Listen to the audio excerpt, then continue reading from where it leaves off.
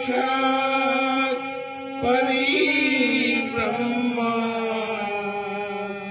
તસ્મૈ શ્રી ગુરુવે નમઃ. તમેવ માતા પિતા તમેવ બંધુ સખા તમેવ વિદ્યા દ્રવિણમ તમેવ સર્વ મમ દેવ દેવમ. સનાતન ધર્મ કી નિર્વાણ પુરુષનો ધારેલા સૌ આદરણીય હરિગુરુ સંતોનો, ભારતની નારી શક્તિનો, ગિરનારી મહારાજ, બોલો રામદેવજી મહારાજ કી, ભારતની નારી શક્તિનો. આજના આપણા શ્રદ્ધાંજલિના કાર્યક્રમમાં અવસરમાં આપણા સૌના આદરણીય અને આ ગામની દીકરી ભાવનાબેને ધર્મસભા રાખી સંતોના પાવન પગલા થયા. એ આ ભૂમિ અને આપણા સૌના માટે આપણો બધાના દર્શન થયા આવું ભાગ્ય કહેવાય.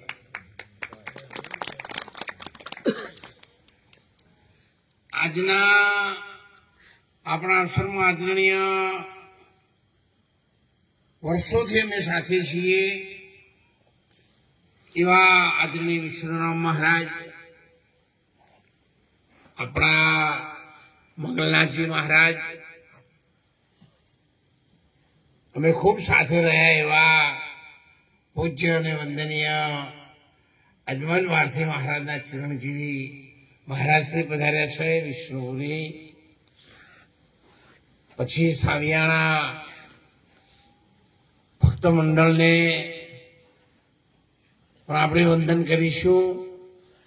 આપણા બધા મહાપુરુષો છે અને ખૂબ આનંદની વાત એ છે કે આજે આ આસન ઉપર સંતોના તો એવું કોઈ ને ઊંચું નીચું કશું છે નહીં, નરનારી એવું કશું નથી, પણ શરીરને ઓળખવા માટે સંતોએ એના જીવનમાં વ્યવહારમાં જેની જરૂર છે એવા જેટલા સંતો છે એટલા ને એટલી નાની ઉંમરની દીકરીઓ છે એમને તાળીએથી બતાવો. તમે ગમે તે માર્ગમાંથી ભલે આવો, તમે સાહેબ સંપ્રદાયમાંથી આવો, તમે પુના સંપ્રદાયમાંથી આવો, બીજ ધર્મમાંથી આવો, સનાતન ધર્મમાંથી આવો, આવો તમે જે માર્ગે આવો છો એ માર્ગ ખૂબ સારો છે, વંદનીય છે. અને આ સમાજ જે 50% અંધારામાં હતો, અંધશ્રદ્ધામાં હતો, અશિક્ષિત હતો, એને બહાર કાઢવા માટે આ દીકરીઓ, એ સમાજની દીકરીઓ જે કમર કસી છે એમને હું લાખ વાર વંદન કરું છું. એમના માતા પિતાને પણ હું વંદન કરું છું કે આવી દીકરીઓને એમને જન્મ આપ્યો છે. આમ તો તમે બધા સંતો છો, પણ જેની ફેક્ટરી સુધરેલી હોય ને એના બારદાન બધા ઇમ્પોર્ટેડ આવે. જય હો સંતો, જય હો. ઉકેલામાં કે કચરામ ના જાય. એટલે જે સમાજમાં, સૌ સમાજમાં કેળા વિશે શિક્ષણ છે અને સૌથી શ્રેષ્ઠ પગથિયું આ સંસ્કારોનું પગથિયું છે સાહેબ. બીજું બધું વચમાં છૂટી જાય. પણ સંસ્કાર જેનામાં છે ને એ શમશાન ભૂમિ સુધી સાથે રહે અને ભલું જ કરતો જાય, મરતા મરતા કહેતો જાય તમારું સારું થજો, સારું થજો. એ તો જન્મ થાય ને ત્યારે મીઠાઈ ખાવાવાળા આપણો હોય, પેડા ને જલેબી ખાવાવાળા આપણો હોય, રમાડવા વાળો આપણો હોય, અને સિદ્ધપુર ને ગાય નલબો હોય ને આપણો જ હોય, કોઈ બીજેથી આવતું નહીં અને બીજેથી કોઈ આપવાનું નહીં. એટલે આપણે બધા સદારામ બાપા છે, અર્થીરામ મહારાજ છે, બીજા અનેક સંત સાધુઓ છે, અમે બધા સાથે હતા. આદરણીય પૂજ્ય ગુલાબનાથ બાપુ તરફથી બળદેવગીરી મહારાજ, હીરાલાલ મોરારી બાપુ, નરભીરામ મહારાજ, નીરો સંપ્રદાયનો સ્તંભ કહેવાય મહારાજ. હું મારી ગાડીમાં ફેર્યો હતો નરભીરામ મહારાજ. આટલા બધા પ્રેમથી અમે 40-50-60 વર્ષ પહેલા બધી જોત જગાઈ હતી અને ગામડે ગામડે પરસરી ઉગી. અને અમારે જે મંગલનાથ ગણો, વિષ્ણુગીરી મહારાજ ગણો, અજમલ ભારતી મહારાજનો પરિવાર ગણો, બુડાલથી જે બધા સંતો મહંતો બધા રણિયાણાથી બધા આવ્યા છે. એ સુગંધનો ચસ્કો એમને લાગ્યો અને એનાથી અત્યારે 100 વર્ષની ઉંમર થાય ત્યાં સુધી આ સમાજની સેવા કરવા વાળા નવયુવાન દીકરાઓ આ સમાજમાં તૈયાર થયા અને ભગવા ભેદધારી થયા, બ્રહ્મચારી થયા, ત્યાગી વૈરાગી થયા, સંતો થયા, મહંતો થયા. પણ સમાજ અત્યારે સારી દિશા તરફ જઈ રહ્યો છે. એટલે કદાચ હવે અમારી ઉંમર થઈ ગઈ છે, ક્યારેક આવી શકાય ન આવી શકાય, તો પણ તમારે કદી એવું નહીં માનવાનું મહારાજ કેમ નહીં આવ્યા. હું આપની સાથે જ છું, તમારા ભેગો જ છું. અને આમ કહું તો તમે મારા છો અને હું તમારો છું. કોઈ નાત જાત ભેદભાવ નર નારી એવું સાધુ સંન્યાસી સંત સંસારી એવું કશું સજ નહીં ભગવાનના ઘેર. અને આપણે બધાને એ રીતે જ રહેવાનું છે. તમે આ સુધી આટલા વર્ષથી ઘેર રહો છો, કોઈ દાડો દાડા છે બીજાને ઘરમાં ગયા?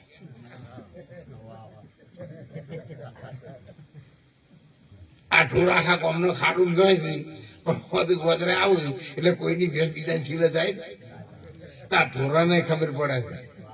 અને આપણે કેમ ન પડે? આપણે બીજે જતા શું હવે?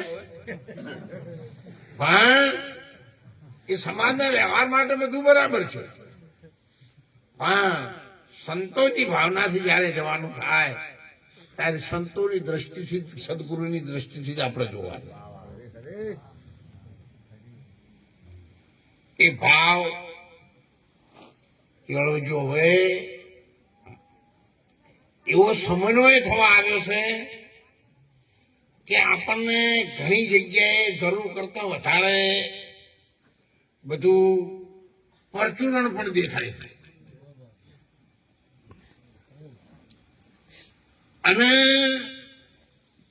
સાધુ સંતો પણ ઠેર ઠેર થઈ ગયા છે સાહેબ, 2 કિલોમીટરના અંતરે. આમ પણ ઠેર ગુલાબનાથ મહારાજ પાસેથી તરફ આવતું તરફથી માર પાસે આવવું પડે, માર પાસેથી સદારામ મહારાજ 50-50 કિલોમીટર હતા. મને ઠેર પાલનપુર અજમલ ભારતી મહારાજ પાસે જવું. અને હવે સાહેબ 2 કિલોમીટર સંતો છે, 2 કિલોમીટર આવી દીકરીઓ આશ્રમ બનાવીને ધૂણી ધખાઈને બેઠા છે. હવે કેવો તમારો કોઈને હોધવા જવાની જરૂર? પણ આપણી ભાવના સુધારવાની જરૂર છે. એને તમે એક વખત આ લાઈનમાં દીકરીઓ આવો ને એને તમે તમારા ગોળની દીકરી નો માનો. એક સંત છે, એક જતી છે, એક સતી છે અને ગમે ત્યારે પણ આ સમાજનું એ કલ્યાણ એવો ભાવ ઊંચો એમના ઉપર રાખો. આ તો અમારા ગામના ફલાણા ભાઈ છોડી છે. જો એ ભાવ રાખશો તો પછી તમારામાં એ જ ભાવ રહે. મહારાજ હો આપણા ગામના રહ્યા, વિષ્ણુપુરી મહારાજ. પણ મહારાજ એ દીકરા ગામના હતા ત્યારે હતા. અત્યારે તો આપણા માટે પરમ આદરણીય માર્ગદર્શક એક સંત છે, સ્વામીજી, એક સંન્યાસી છે. અને એવી દ્રષ્ટિથી જુઓ, આપણે બાળપણ હોય અને ઘોડિયામ હોય એ વખત ખબર ના હોય, તાણે આ સાડાવાળા થયા હોય તો મુઠામ ના ખાલતા, પણ ખબર પડે છે ગાલી ના ખબર પડવા માંડી. એટલે ધીરે ધીરે જવાની આવી. પછી ઘેરપણમાં અત્યારે મને બે બહુડે ચાલુ તાર હું એક પગથિયું ચડું. પેલા મારા મા બાપની કે કોઈ પડોશીની ઓગળી ચાલીને કરતા હતા. અત્યારે કોકના ખભા ઉપર હાથ મેળીને ચડવાનો વાળો. તો અત્યારે હું જવાની અંભારું કે મુઠે દોતીવાડથી મોટરસાયકલ લઈને પછી નીકળતો હતો, પણ હવે તો પત્તો લાગે એવો નહીં, વાતો જતી રહી. અત્યારે તો હાલ જાગતા ભગવાન રહ્યા છે. અને તમે અમારા પાસે આવો તો અમે એમ સમજી ઓગળી કરી કે ચિંતા રહો. અને એ આપણા સમાજના સંત સાધુ, સમાજ એટલે બધા સમાજ, કોઈ એક સમાજ ના સમજો, પણ સમાજમાં બધા સાધુ સંતો આપણા જ છે. આપણે એમના છે જે કરે છે, બધા સારું કામ કરે છે, એમાં સાથ સહકાર આપણા સમાજનો ઉદ્ધાર થઈ જશે, સમાજનો બેડો પાર થઈ જશે. જયારે જયારે ભગવાન રામને પણ જરૂર પડી હતી ને, ત્યારે સાહેબ સંતોનો આશરો લીધો. ગુરુ વશિષ્ઠ મહારાજે કહ્યું હતું કે દશરથ અત્યારે ગાદી બેહારી દે, વરઘોડો કાલ કરશું. બોલો કીધું તું નતું કીધું? અને જો એ વખત ગાદી બેહારી દીધા હોત તો? પણ સંતો ક્યારે કયો વચન કરે છે એ સમયને તમે ઓળખજો, નહીતર હોવર જોડે રહો તો અમો કોઈનો પતો લાગે એવો નથી. એટલે હું તો સૌ સમાજને વિનંતી કરું છું, બીજું પણ સાથે સાથે કહું. હવે આવ્યો છું એટલે કહું, રણુજા પણ આપણે આશ્રમ શરૂ કરી દીધો છે. 5,000 માણસ એટલી વ્યવસ્થા પણ છે. ગમે ત્યારે 2-5 લક્ઝરી બસો હોય તો એ વ્યવસ્થા કરી દીધી છે. એમાં વાસણવાના હરિગુરુ સંતો હાલ અહીંયા ઉપસ્થિત છે. ખૂબ મોટું યોગદાન છે એમનું, દાન છે અને સેવા પણ છે. દર અજવાળી બીજી એમની ગાડી સેવામાં ત્યાં આવે જ છે. એટલે કોઈ પણ ભાઈ બેન દીકરીઓને રમાપીના યાત્રાળુઓ માટે સેવા કરવા આવવાનું હોય, સેવા કરવાની એટલે આપણે રોટલા કરીએ, સંતોને પ્રસાદી આપીએ, શાક બનાવીએ, એવી બધી સેવા. પછી 2 કૂતરા લઈને હુઈ રહીને 3 દાડે ઘેર આવે તમે જો સોય બરાબર તો બીજા સેવા કરવા વાળા તૂટી જાય. એટલે જેને સાચી અંતરથી સેવા કરવી છે ને એ બધા આવજો. એક પતિ પત્ની સાથે કોઈને પણ સેવા કરવા તો રહેવાનું હોય તો તમે આવજો. તમે કહેશો તો આશ્રમને પોસાય, તમને પોસાય એવું તમને કોઈ મજૂરી આપીશું. અને જો સેવા આપશો તો આશ્રમ તમારો પ્રસંગ કદી ઉભો રહેવા દે. 2 રીતે છૂટ છે, પણ જેને સેવા કરવા પતિ પત્ની સાથે આવવાનું હોય અથવા તો થોડી મહેનત કરી શકે એવું, કારણ કે આ તો બાપુ જે કરે ને થોડો ખ્યાલ આવે. લક્ઝરી બસો 2 આવો ને એટલે આવી રાતના ગાદલા પાસે ઓઢો એ ખરો, પણ સવારે 6 વાગે ભગવાનની રોમાપીર નું દર્શન કરીને જતો બનાવો. અમારા જેવા મહારાજ રહેતા હોય તો આ ગોદડો ચીરતી હતી. હવે અમારે સેવા કરવી કોઈને ખવડાવવું હોય તો આખો મોટો ગોદડો ઉપાડવો. એટલે આશ્રમમાં આવો તો આપણે આપણું ગોદડું આશ્રમમાં આપણે આપણી જાતે જ સેવા કરવી જોઈએ. આપણું ગોદડું આપણે જ મૂકવું જોઈએ. આપણી થાળી આપણે જ સાફ કરાવે. આપણે કોઈ વેવાઈને ઘેર નહીં ગયા. આ બધી અમને સમજણ આટલી ફાળી કર્યો છે નહીં કરી જે કેટલી સમજણ પડી છે. પણ આપણે સંતોની સેવામાં સામેલ છીએ. આપણે રોમાપીરના અનુયાયી છીએ અને આપણા ગુજરાતની સુવાસ બીજા રાજ્યોમાં સારી ફેલાય એવું કરવા ગયા છે.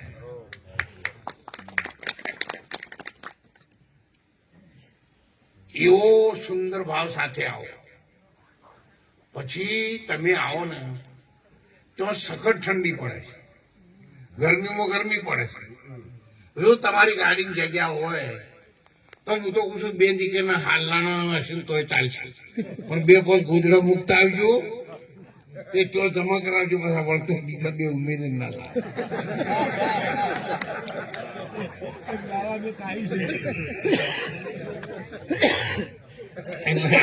કહું ગઈ સાલ ઠંડીમાં હું 100 ધાબળા બારોબાર મોકલ્યા હતા. અત્યારે 16 ધાબળા છે. હવે 4 થી 6 ની ઢાંકમાં આવું કોણ જાગે?